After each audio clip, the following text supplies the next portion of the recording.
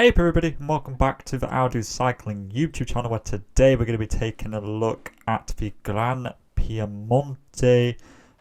This is getting pretty close to the end of the Super Classico now. It starts tomorrow, and I was quite literally just wandering through VELOGAMES and I saw that the star list had been updated, so George was very much on it, and therefore I was like, right, here we go, let's get a video out. In terms of this race, we have a different parcours to what we had last year, where we had Nielsen Paulus winning. It had less elevation last year. Sometimes it kind of flip-flaps between a sprinter's race and more of a climbing race, and this one is definitely more of a climbing race. As you can see, we've got 2,700 odd meters of climbing, very much up and down, with the main bit of the race being this double ascent of the Castelletto Dello climb, which is 6Ks at 5.2%, but with the first 2.5Ks being 9%. Take that in twice. It's pretty much just a perfect launch pad for the climbers to get an advantage, so that means the final few Ks won't be that steep, probably only 3%, something like that. Then you have a descent, and then probably only 8, and then maybe 8 and a bit Ks to the finish line, which means that if you're dropped on here and you lose over a minute, I'd say you're probably not going to get back on.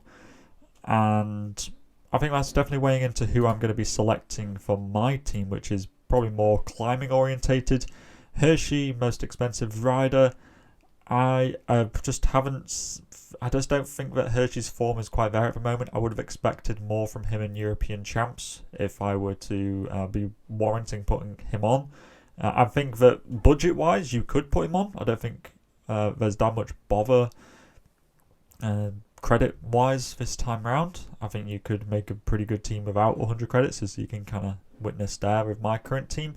So Hershey, it's a bit of a, you can take him if you want to, but I think there are riders with better form on paper at the moment. Arambaru, kind of like Hershey, hasn't been in the best form, and I would say that Cofidis do need the UCI points, so he will be having to try. But yeah, that kind of 2.5Ks at 9% is no mean feat. And I know Arambaru is pretty good at climbing, but there are better climbers in this race, and I just see that Arambaru is going to be at best fighting for the minor placings of the top 10. I think that Matthews is very similar to that. Ganner, I think, will be dropped, but Matthews I definitely think could hang on and try and come back. It just depends on how Jayco play it, because they've got Ben O'Connor here, who put in a late dig in Giro dell'Emilia the other day, but we'll get onto him in a minute. So all these riders are in the bucket of, they might compete for a top 10 placing, but I think that the race will already be gone by this point. Mohoric is going to have to gain back loads of time on the descent, quite frankly. Paulus, of course, won this race last year, and he has got the number 1 on his back, therefore. Is he going to do the same again? I think his form recently, he DNF'd Giro dell'Emilia. I can't remember exactly why that was the case, but before then he got a top 10 in San Sebastian and in the GP Montreal. So I think that Paulus, if he can bring that form to it, is going to be really exciting. And he, obviously, as the defending winner, he's going to want to do well here as well. But like I said earlier, it's not the same parcours, and I think that this is more of a climber's race. And although Paulus is a climber, that Giro dell'Emilia DNF is plaguing my thinking a bit, and I'm not overly confident. But he does have a pretty fast finish if he were to get into that front group. Van Hills as well, but I don't think the form's there. Bettiol has had a couple of DNFs. I'm not sure quite what's going on there. Maybe a bit of illness, but I think there's Stan. I've got other options. I think Bettiol is in the Matthews and Arambaru kind of area. I think Sivakov is good. His form has been very good recently, and I think that UE may well get him and Del Toro into a front group, or even if Del Toro just solos off, which is also very possible, Sivakov can then sit into a group behind, gain assist points, and then hopefully sprint to a decent placing. The one scenario where Sivakov won't be good is if Del Toro goes up the road. There's too much Group 2 dynamics, and therefore it gets swamped behind, and Sivakov's poor sprint will mean that he finishes like 20th. So it's a little bit of a gamble going with him, where I think they will go with Del Toro. So you're going to get the assist points, let's say, but it's a risk. You're going to be hoping that he holds on into a second group, and that second group doesn't get swamped by a group of sprinters. Like Trentin will probably be in there as well in that second group. In like a third group with Matthews and Arambaru and co. The 18 credit riders, I mean, maybe Ulysses, he hasn't shown the most fantastic form recently. Mollema was okay at World Champs, but to be honest, Lidl Trek don't have a big leader in this race, so maybe Mollema will be their leader. But again, kind of like Sivakov doesn't have that much of a sprint at the end of the race. The 16 credit riders, Del Toro is pretty much the must-have rider that you need to have. I think everybody else is a little bit take it if you want. Jonzagir, top 10, I think. Was he just about in the top 10 of Giro dell'Emilia? No, not Giro dell'Emilia. To the Valle Vallecine. And his form recently has actually been quite good. A consistent run of top 20s, and I think that's also a strong possibility here as well. Tobias Harlan Johannesson, if he can climb good, he will sprint for a good positioning for sure, but he was dropped pretty bad in Giro dell'Emilia. He was 20th or something, but I think that was mainly because he missed that move going up the road, which had a lot of the main protagonists. But you know, if he was in good form, he probably would have been able to follow that. Ben O'Connor is a little bit, again, hit and miss.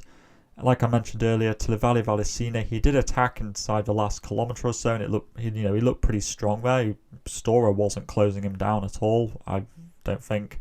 So maybe Ben O'Connor's got some hints of form coming in here.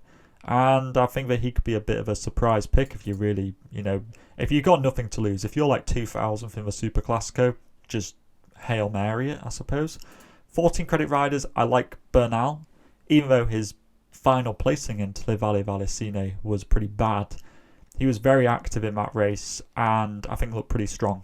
He seems to be in some good form in this latter part of the season. And I think that Bernal's a good choice to probably be in that second group. I'm not confident he'd be able to follow Del Toro, but maybe. Stranger things have happened. Hermans, I think, should be leading Alpes into Koenig. His form recently has been a little bit hit and miss.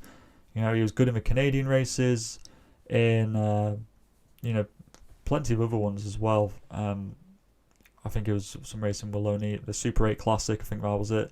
So he is in decent form, and his result the other day at Coppa Bernocchi was not really representative because he got into that winning move but was caught late, so he had nothing left for a sprint. Is he going to be able to hold on up the 2.5k 9% climb?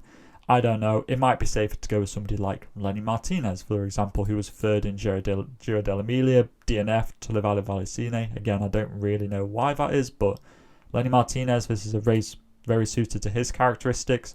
Velasco as well. He's had some good runs in Italian one-day races recently. The one which Yates won the other day, he was, I think, on the podium. So Velasco, I think, is quite good, especially if Astana is still UCI points farming, which I don't think is entirely necessary right now. I think they are safe, but that's not stopped them before. I think that Zambanini is going to be a little bit slept on, so I think I'll point him out, is that his sprinting is good. And if he can, if he was third or second in the Crow race, so his climbing's clearly in a pretty decent space at the moment. And with a decent sprint, if he can even if he's gapped a little bit and he comes back, and Lenny Martinez may work for him for a sprint, I think Zambanini could be a sneaky top 5 or, probably worst, a top 10 if he's in that second group.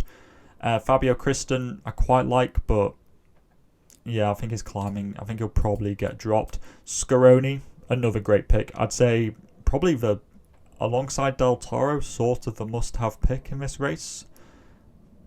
Pretty much just because he's in insane form. He was very good in European Champs. He's been in great form recently with a lot of Italian one-day races. He's a bit of a no-brainer. The 8 credit riders, yeah, there aren't that many, but I don't really like any of them, really. I probably wouldn't be picking any of the 8s, and honestly, I don't think it's necessary. I think you can pick a team of like 10s and up to 20s, and that's going to be pretty good. The 6s, though, Louis Barre, we saw him doing good in Montreal. We saw him in Agostinato, some other Italian one-day race. There's been so many. He was like top 10 there as well. Other 6 credit riders, I think there's the only other one really being Johannes Kulset.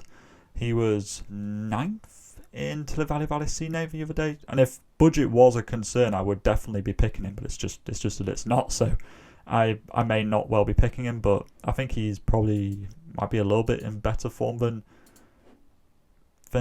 Tobias Harland Johannesson, maybe. But I think there'll be a bit of more of a co-leadership there. Rondell, possibly. He was good in Luxembourg. Finished, didn't he win the youth classification there? Top 10 GC. But is he going to be the leader here? I don't know. Maybe he will be. They've only really got Trentin, Hershey. Maybe he could do something and get a top 20. Tesfatsion, maybe. But they've got Alwa. I don't know who's better at climbing out of the two of them. Torres, possibly, but more than likely just setting up for the eventual win of Del Toro, I would expect. And then the 4 credit riders, probably Lorenzo Finn, if you're just feeling a little bit spicy and you want to go with the under-23 world champion, then by all means. But his kind of conversion rate recently of stepping up into the .pro races and doing well is not brilliant, so I would probably not go with him unless you're feeling, especially spicy. You could just go for the San Benello assist points on Del Toro's victory. And that's pretty much it other than that. So this is my team at the moment. Sivakov, Del Toro, Scaroni, Hermans, Lenny Martinez and Martinez. I honestly I'll probably go with Zambanini here. And Sivakov's again an interesting one. Like I was saying earlier, his sprint isn't that great, but he was pretty good in European Champs. However, I am a bit worried about how he will perform in a sprint from a group at the end. So I don't know. I might end up going with somebody else. I don't know who that will be. It could be Nielsen Paulus, but I don't know. This is my team. It seems like a pretty safe option. I think that Del Toro is going to win. It's just going to be a matter of who's going to be filling out the rest of the top 10. But let me know what you're thinking in the comment sections down below. Who you're going to put onto your teams. What do you think is going to be the sort of scenario of a race? Do you see a Del Toro victory and then just like a second group of climbers who couldn't quite keep up with him sprinting it out for most of the top 10, and then the likes of Michael Matthews and Trentin filling out maybe say like 8th, 9th, 10th, something like that? That's I think how I see it going, but it'll be interesting to hear any conflicting opinions on that. And all there's left to say is to stay safe out there, and I will see you for Il Lombardia at the weekend. Salut.